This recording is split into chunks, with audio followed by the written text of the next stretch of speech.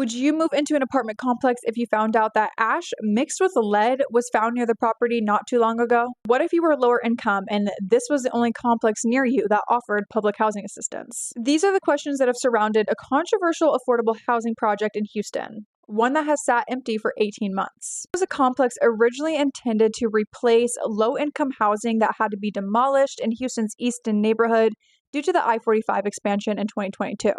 As a result, the Houston Housing Authority purchased new land in the same neighborhood and built up a 398-unit apartment complex. However, in July of 2024, leasing was halted after the Texas Commission on Environmental Quality cited the property for violations related to lead-contaminated ash found nearby. Because back in the day, the city of Houston used to use this land as a former trash incinerator site, as well as an underground petroleum storage area.